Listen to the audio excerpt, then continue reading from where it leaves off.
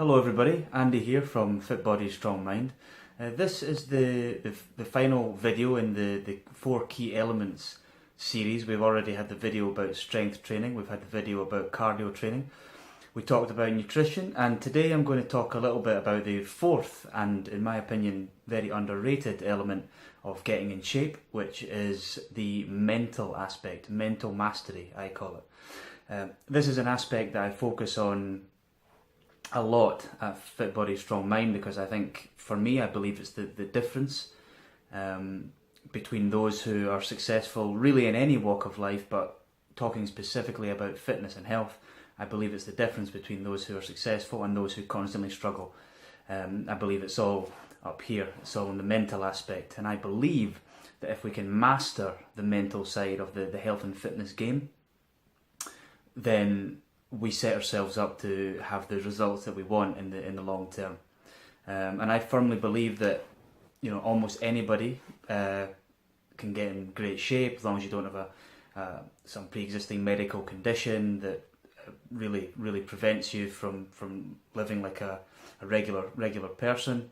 If you are someone who's reasonably healthy but just can't seem to get the results you want, there's no reason why, if you don't master the mental side, you can't get great results in terms of getting in shape, getting fit, getting strong, getting ripped, whatever it is you're after. And that goes for males and females. So what do I mean by mental mastery? Well, mental mastery for me is the entire mindset that surrounds you and your attempts to get in shape, to get fit, to get strong, whatever. And that covers everything. It covers everything from your vision of what you want, knowing what you want, all the way down to willpower, motivation, habit formation, day-to-day actions, goal setting, everything.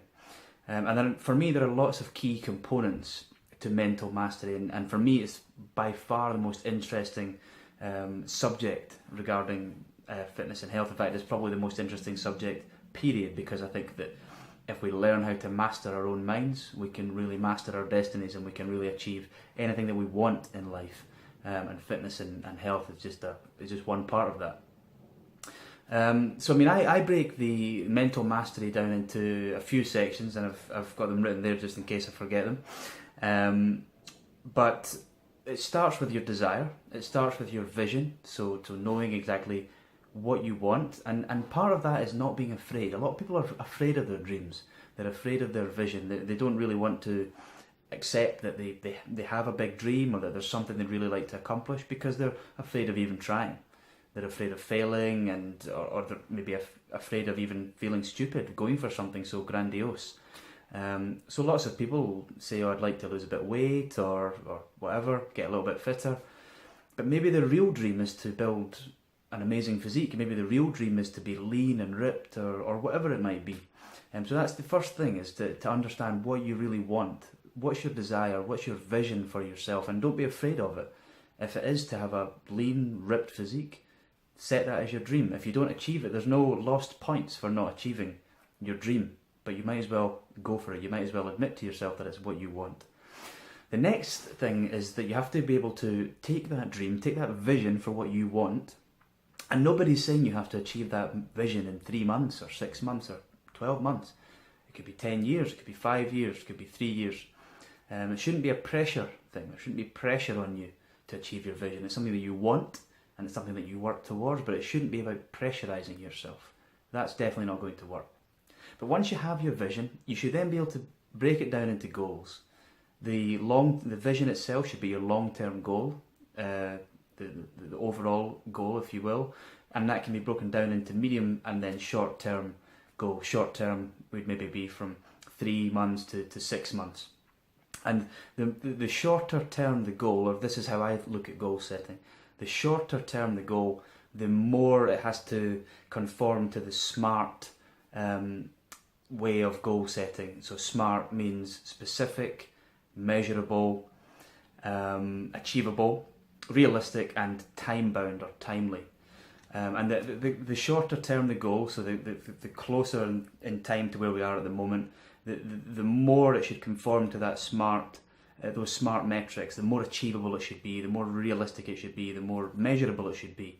And the further away the goal is, it can be a bit more of a dream. It's because you can't put everything into a time frame that's far away. You don't know what's going to happen between now and then. You might reach it quicker, you might reach it slower. But within 3 months, you can build a plan. You can build a plan for the actions you're going to take in the next 3 months to get to that first short-term goal. So that's very, very important. Which leads me on to the next section. Once you have your goal, the next part of the mental game is information and planning. So if you have a 3-month goal, it is essential that you plan correctly to reach that goal. But the way that you plan to reach that goal must be sustainable. So you don't just reach the 3-month goal and then the plan goes out the window. It must be a plan that you're able to continue on after the 3-month goal has been reached, because it should be a plan that's a life plan. It should be one that eventually takes you on to reach your big dream. And if it's too short term, that's never going to be the case. So the goals are there. You're building. You've got a plan that you want to build, but in order to build the correct plan, you must have the correct information. And that's where it's so important to do your research, spend a bit of time finding what the right resources are, and not just assume that everything about getting fit is about going for a run and eating salad. Really take time to find out what the right things to do are. What are the 3 or 4 key actions, key habits? If you build them into your life, they will make the biggest difference in reaching your goals. And then make those few key actions and part of your everyday life or your weekly life. It doesn't have to be whole-scale changes immediately. You don't have to do every last thing immediately.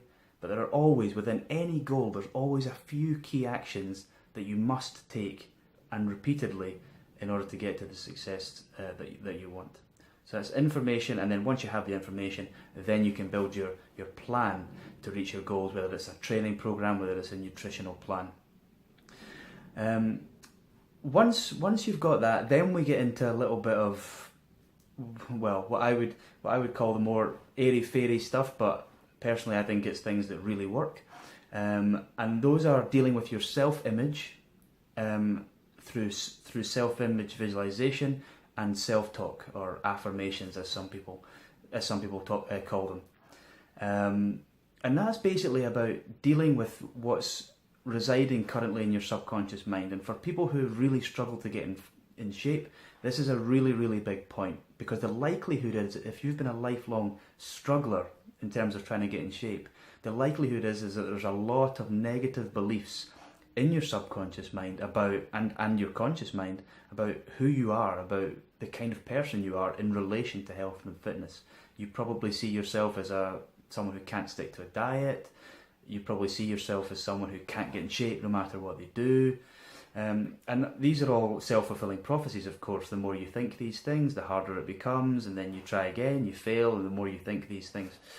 So it's really, really important, as part of the mental mastery side of getting fit, that you start to build a new self-image for yourself. And there's a couple of techniques that I talk about in my book, and on some of my posts on the website, that you can use to really change your self-image over time, and really change what's in the subconscious mind, so that rather than constantly working against yourself and constantly having to use willpower and motivation,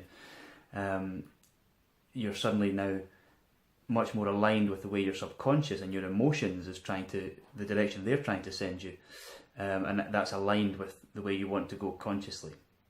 It's a process that takes time. So a couple of those techniques would be self-image visualization, where you visualize yourself as the person you want to be, rather than the person that you are in reality at this moment. And then there's also self-talk, which deals with reprogramming a lot of the negative beliefs that we've heard and been told over the years from friends, parents, teachers, etc.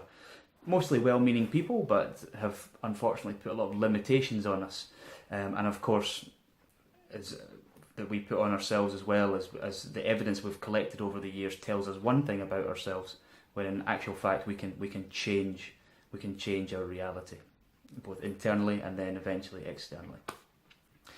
Then after that, once you're starting to rebuild your self-image, using self-talk and visualization, then you can really start to build good habits. And habit is really the key. Habit is the key, and being able to build the good habits is the key to long-term success. Once you know the right actions to take, and once you've worked enough on your subconscious mind so that your self-image is aligned with where you want to go and the vision of yourself in the future, then it's just about being able to drive yourself enough to take the key actions for long enough until they become habit. Once they've become habit, once those key actions become habit, the job is half done. The job is half done, because once they become habit, you will start to do them naturally as a part of life. It becomes less of a struggle. And the less of a struggle it becomes, the more enjoyable it becomes, the more results you have. And eventually, of course, results are the biggest motivator that there is. So as soon as you start to have the results that you want to see, you're on your way to your vision. And that brings me to the last aspect of the mental game that I wanted to touch on, which is measuring and adjusting. So it's really, really important with health and fitness, just like with finances or anything else.